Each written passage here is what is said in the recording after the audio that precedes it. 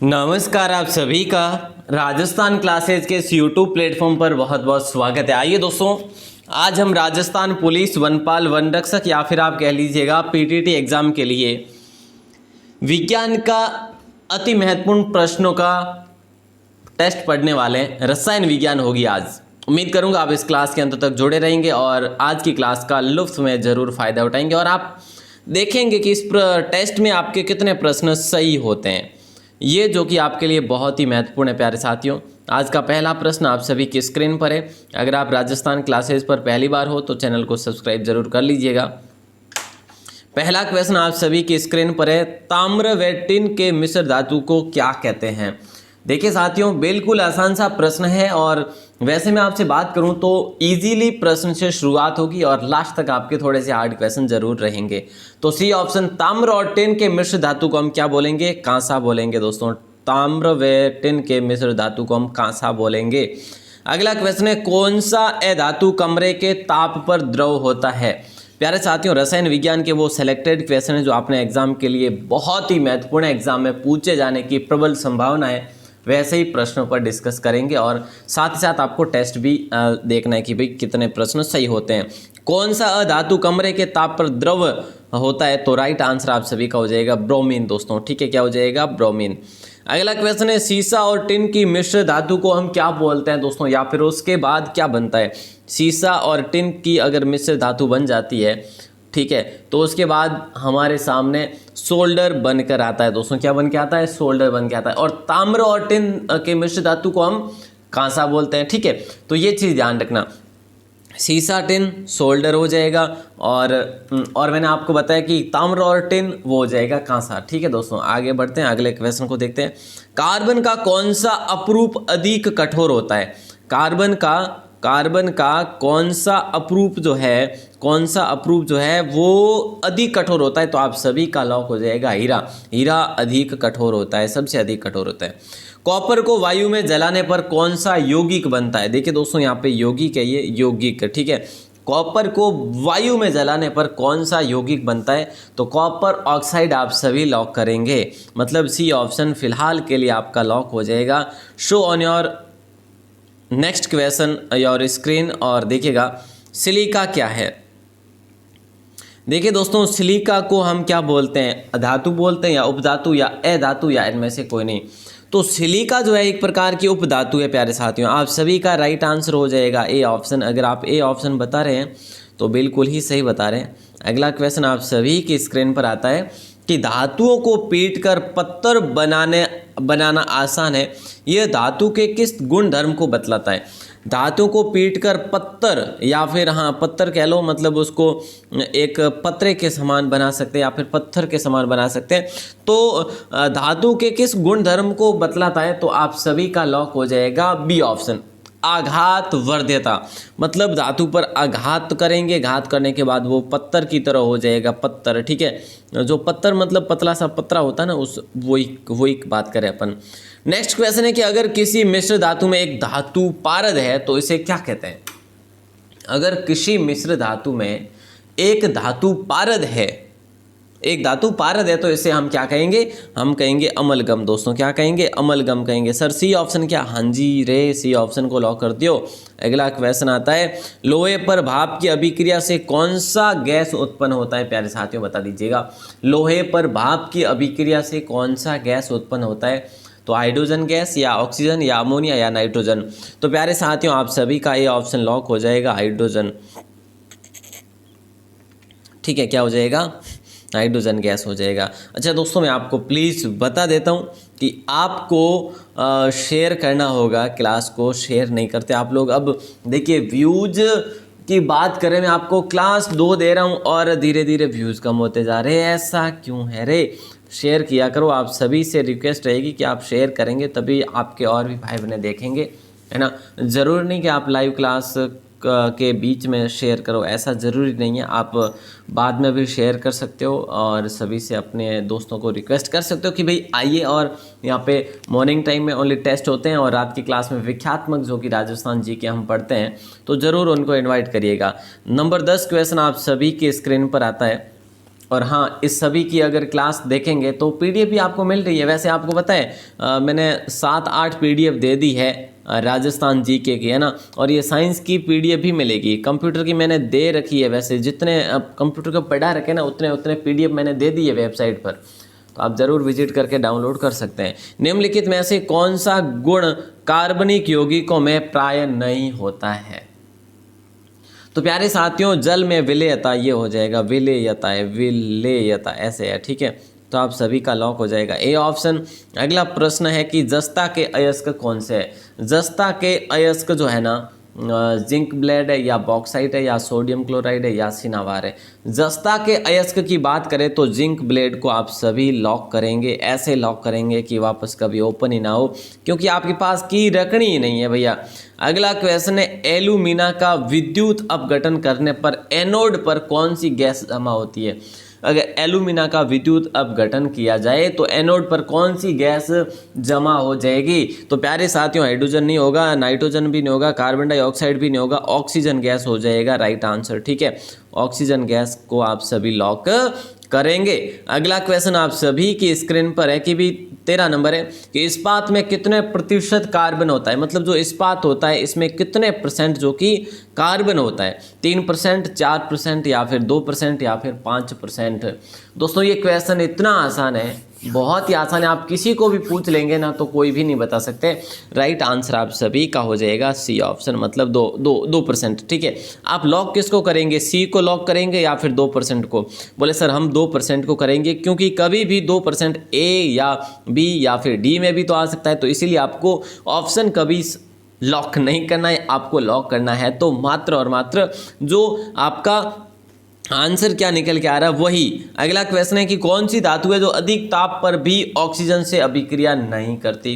ताप पर भी ऑक्सीजन है यहाँ पे, ठीक है, ऑक्सीजन से अभिक्रिया नहीं करती, तो वो धातु है सोना। सोना है ना, सोना को लॉक कर देंगे आप सभी। सोना, ये धातु वाले सोना की बात करें, ठीक है भाई, है ना, ध्यान रखना, पढ़ाई करने आए हो। चलो अगला क्वेश्चन नंबर 15 है कि कौन सा धातु जल में डालने पर तैरने लगता है? बता दीजिएगा क्या ही हो जाएगा 15 नंबर क्वेश्चन का राइट आंसर। आपने कहा सर इसका राइट आंसर बिल्कुल ईजी है, कैल्शियम हो जाएगा। कौन सा धातु जल में डालने पर तैरने लगता है? तो कैल्शियम।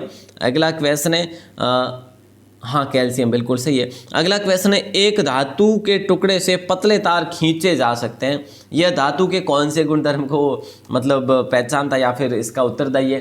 तो प्यारे साथियों इसका राइट आंसर तन्यता होगा, कठोरता होगा, आघातवर्ध्यता होगा या चालकता। एक धातु के टुकड़े से पतले तार खींचे जा सकते हैं तो ये तन्यता हो जाएगा, तन्य, ठीक है दोस्तों, ये ऑप्शन आपका सही उत्तर। और इनमें से कौन सी अधातु चमकीला है? इनमें से कौन सी अधातु जो है वो चमकीली है? कार्बन है या आयोडीन या सल्फर या ब्रोमीन? बात यहाँ पे चमकीली की हो रही है तो कार्बन भैया नहीं, ब्रोमीन को लॉक करेंगे, ब्रोमीन जो कि चमकीला है। ओके सर, ध्यान रखना है कि हाँ जी ध्यान रखना है। अगला question, show on your screen धातु के बर्तन में खाना बनाया जाता है क्योंकि यह ऊष्मा का सुचालक होता है, अर्धचालक होता है या कुचालक होता है या चालक और सुचालक होता है? प्यारे साथियों यहाँ पे आप सभी का लॉक हो जाएगा, ए ऑप्शन सुचालक हो जाएगा। धातु के बर्तन में खाना बनाया जाता है क्योंकि ऊष्मा का चालक होता है। Very good. कौन सी धातु जल के साथ अभिक्रिया करती? अब इनमें से सोना, पोटाशियम, सिल्वर या लेड? तो देखिए दोस्तों कौन सी धातु जल के साथ अभिक्रिया करती है? तो पोटाशियम जो है ना ये जल के साथ अभिक्रिया कर सकती है।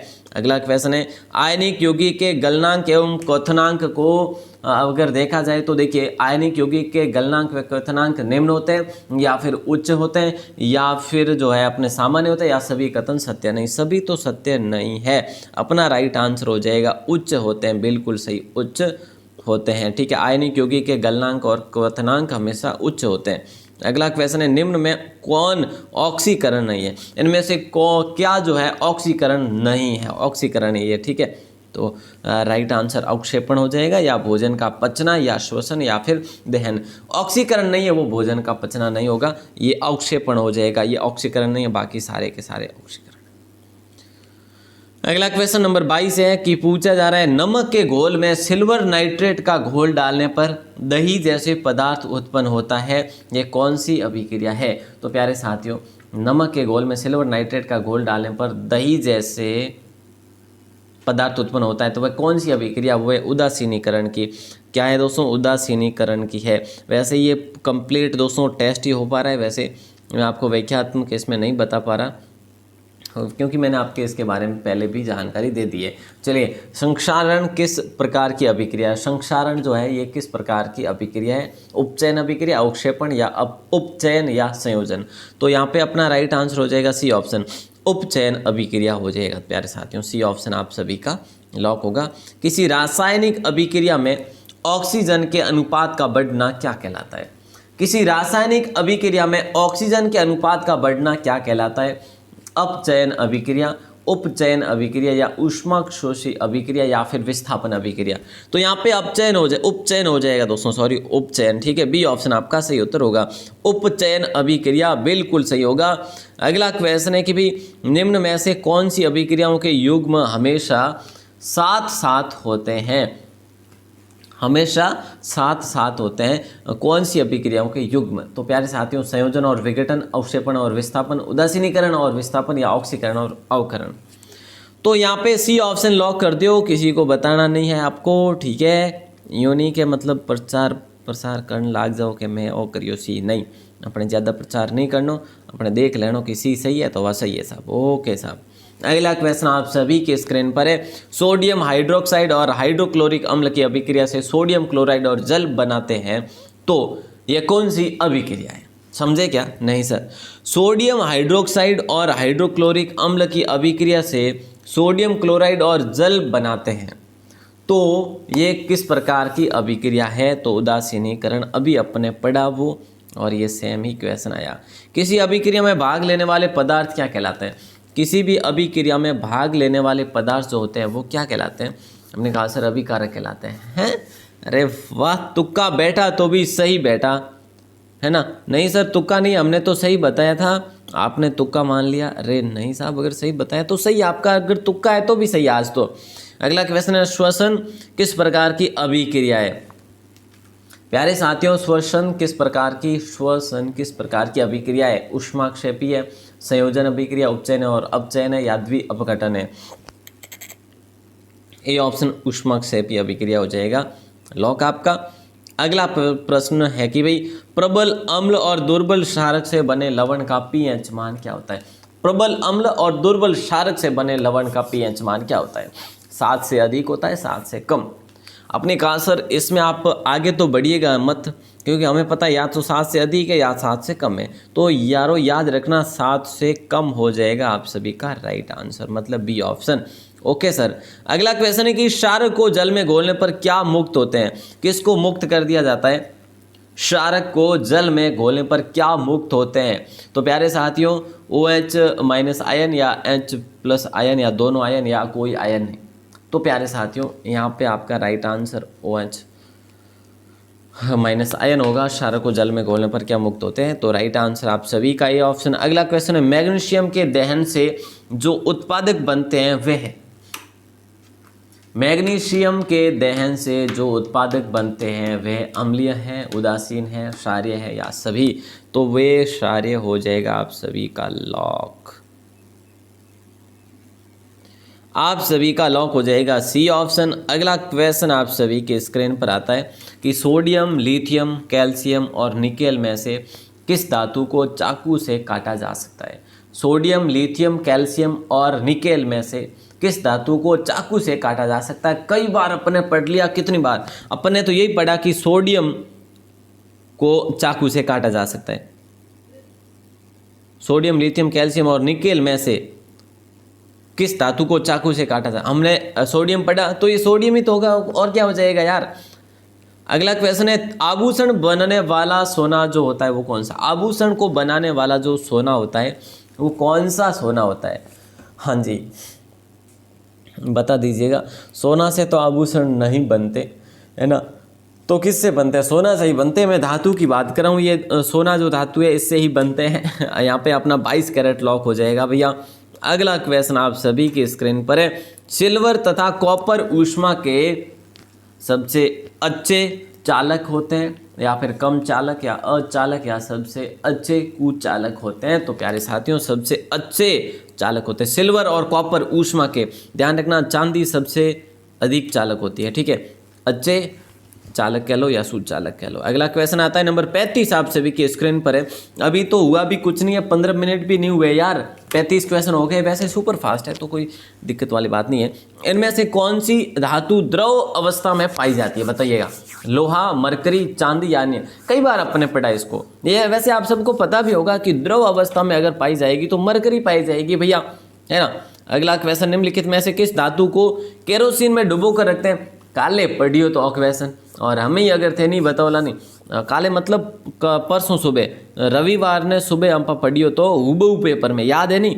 हाँ, अगर याद है तो आप गलत कर नहीं सको, क्योंकि भाई अगर 2 दिन रो याद नहीं रहे जाने पर बढ़िया बात थोड़ी लागे कोई, है ना। तो हम पढ़े राइट आंसर वाला सोडियम। केरोसिन में डुबो कर भी रख सकते हैं, चाकू से काट भी सकते हैं। सोडियम भैया भोला भाला है, मतलब इसको आप कुछ भी कर सकते हो। अगला क्वेश्चन है, निम्न में से कौन अधातु पानी में डुबो कर रखी जा सकती है। कौन सी अधातु जो है उसको आप पानी में डुबो कर रख सकते हैं। सल्फर, श्वेत, फास्फोरस या लाल फास्फोरस या आयोडीन। तो आप सभी का सही उत्तर जाएगा श्वेत फास्फोरस, मतलब कि बी ऑप्शन लॉक हो जाएगा, है ना सर। हाँ जी, श्वेत फास्फोरस। अगला क्वेश्चन है, निम्न में से कौन सी धातु तार के रूप में उपलब्ध है। मतलब तार के रूप में उपलब्ध है, आपके लिए अवेलेबल है। तो यार कौन गलत करेंगे, कोई है माही के लाल जो गलत कर दे, जानबूझ के कर ले, तो फिर भैया वो आपकी नादानियाँ है, आपकी नालायकियाँ है कि नहीं है सर। तो फिर जो कॉपर को लॉक करते हुए आगे बढ़ेंगे, अगले क्वेश्चन को देखेंगे। नंबर 39 आप सभी की स्क्रीन पर आ जाता है। जल्दी से, आपको मतलब हंसने का मौका भी नहीं दिया जा रहा है। नंबर 39 आप सभी की स्क्रीन पर। हाँ जी, भूपट्टी में स्वतंत्र अवस्था में पाई जाने वाले धातु निम्नांकित में से कौन है। भूपट्टी में स्वतंत्र अवस्था में पाई जाने वाली धातु निम्नांकित में से कौन सी है। तो यहाँ पे आपका राइट आंसर हो जाएगा ए ऑप्शन, ठीक है ना। अब मैं आपको एक और क्वेश्चन दे रहा हूँ जिसका आंसर आपको बताना है। निम्न में से कौन अधातु है, ये लो, ये बता दो राइट आंसर। और फिर है जो आज की क्लास को अपन यहीं पे विराम देते हैं, क्योंकि क्लास घनी मोटी होगी और हमें जितो थोड़ा हंसनो हो जाता हंस लो, है नहीं। क्योंकि अपन जो कि क्लास तो पूरी होगी आज, 17 मिनट घनी ऐसा। अगर ये तो ज्ञान ले लियो नहीं 17 मिनट और आप वास्ते 1 घंटा रो ज्ञान है, 40 क्वेश्चन कंप्लीट करिया है, तो मने लागे कठिन कठी जगह है अपने आज चीज़ काम आवेला, 100% आवेला, ठीक है। तो निम्न में से कौन सी धातु, कोबाल्ट, हाइड्रोजन, लोहा, सोना, जो भी हो सोना आपको बताना है राइट आंसर। और उम्मीद करता हूँ क्लास बढ़िया लागी वाला, नहीं लागी हो तो खैर कर भी कहीं सका साहब, विज्ञान है दोरी लागेला थोड़ी बढ़िया, थोड़ी दोरी बढ़िया लागी पण लागजी कदी न कदी काळजे लागेला, ठीक है नहीं। चलो जना चालू में आप सब जनारो घणो आभार। और हाँ, जाते जाते चैनल ने सब्सक्राइब कर दीजिए अगर पहली बार हो तो, नहीं तो मत कर जो, बड़ो बिगाड़ हो जावेला, ठीक है। चलो सर।